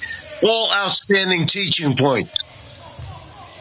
Well, that's why we wanted you on here, because you would pick this apart, which you are, what is it, the czar, the telestrator? If you had a telestrator, you would have been doing it all that way. All day, yeah. Yeah, that's why you want Mike on here, Coach Fratello, and not Norby. Because Norby knows nothing about basketball, but he knows I've got something. to defend Norby. He's our boss. We got to defend him. Yeah, he knows a lot about basketball. Coach, it was such a pleasure to be able to get a look at your program, to turn the curtain back and just get a look at what these guys are capable of, the energy that you coach with as well. I think I can speak to all basketball fans who have grown up watching you, who continue to watch you. Your attention to detail for this game, it's unparalleled. And I can tell that the way you're coaching these guys, you're obviously focused on winning while they're here at Arkansas. But I know you see the bigger picture of developing players that can be good pros. They're having the right mentality. I said before, I think you guys got it. It's not what you want to show, it's what they want to see. And the biggest thing is, if you're really, really good, you can make a ridiculously hard play look easy. If you're not that good, you make a layup look hard. And so you're trying to just attack the basket, make the easiest play. Don't fake when you don't have to fake. Just go. And they're getting it. I thought Carter was good. I thought Billy, they were all good. They all played pretty good. Yep, absolutely. It was fun to watch them get up and down early into this preseason as well. Coach, thank you so much for joining us. It was a pleasure to be here, a pleasure to watch you coach, and we really appreciate the time. Thank you. Well, that's going to wrap it up for us for Arkansas's Pro Day.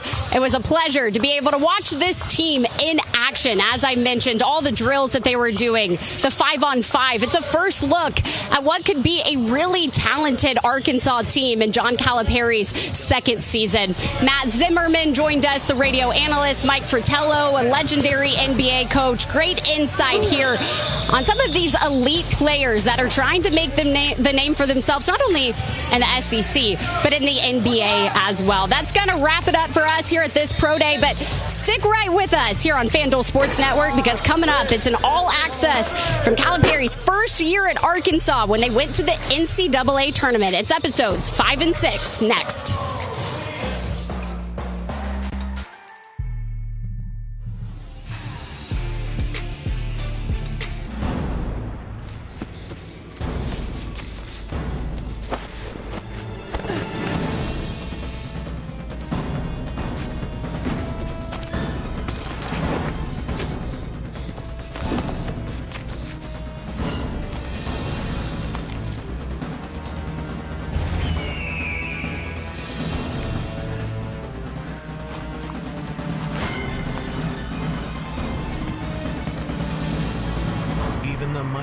Might not see it coming.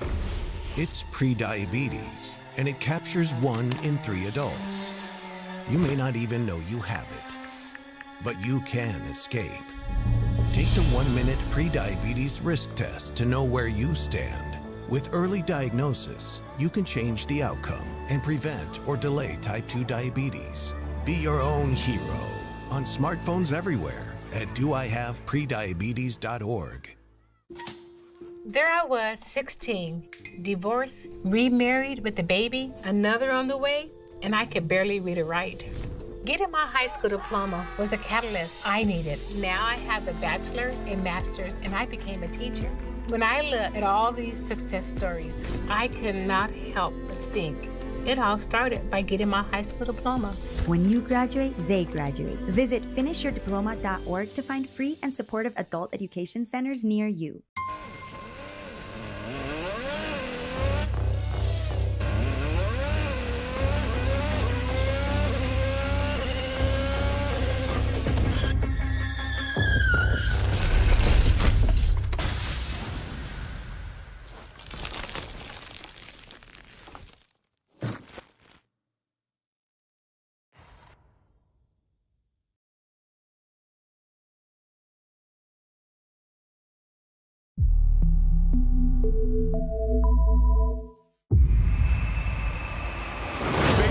Gets it to go and all the way to the basket, and he lays it in. In tough games against Missouri and Texas, Arkansas lived up to Calipari's mantra, refuse to lose. A hard-earned victory.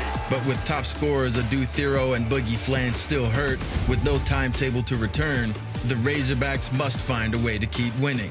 They can't underestimate any of their final opponents if they want to make March Madness.